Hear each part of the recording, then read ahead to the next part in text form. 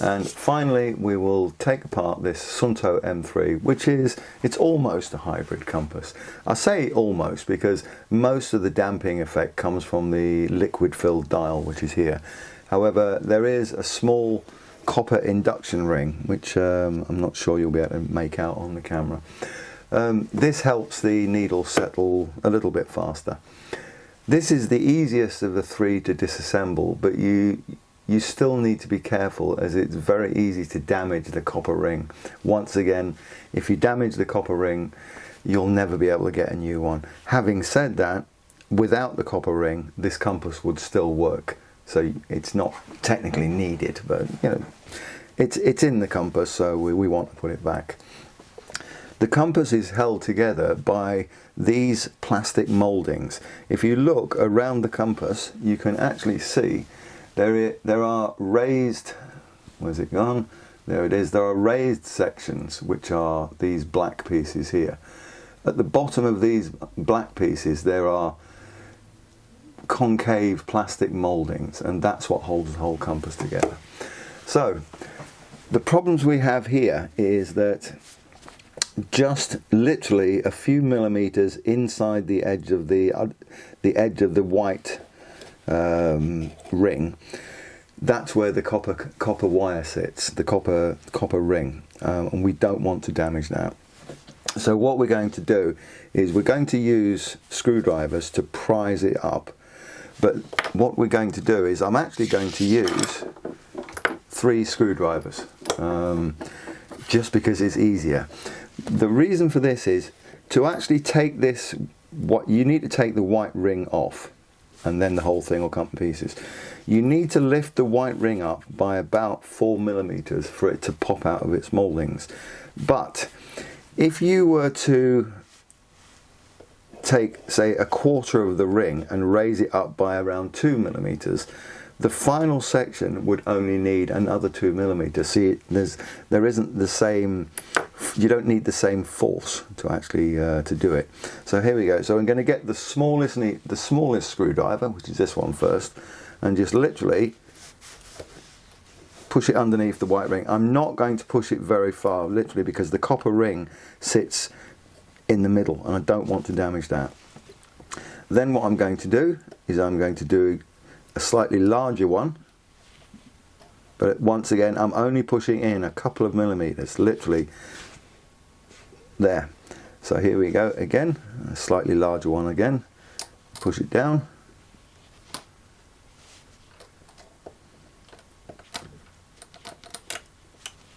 there, that popped.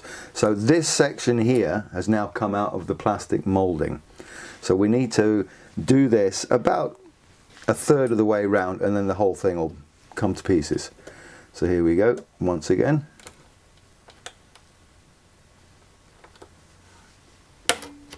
There you go, it popped out. So now we can just keep going round, and once again, if you're an octopus, this would be very easy. So let's keep that up. So we're going to keep this one up and then go round and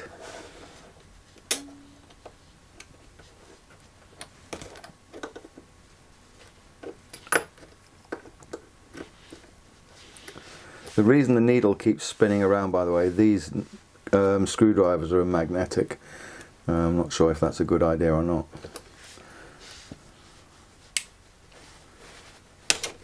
There we go. So now I think that is almost done. We'll use the medium-sized screwdriver just to prise the last one out. Once again, we don't want to damage the copper ring. So if we lift this now off very carefully, and there we can see, let's get rid of the screwdrivers.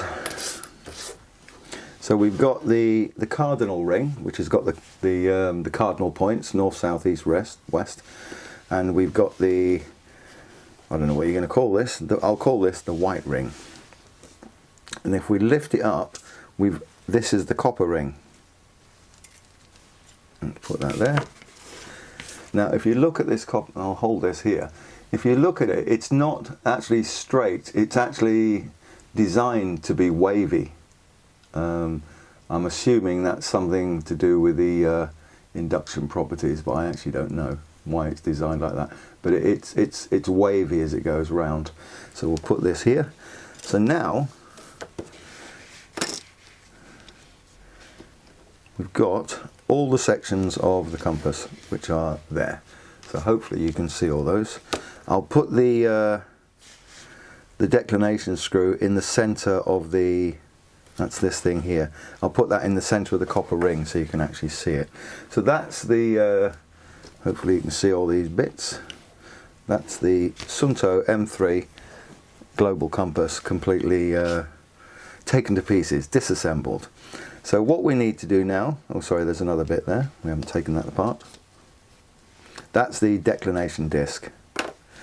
And this is the, this is the actual plastic moulding that holds it all together. It's there.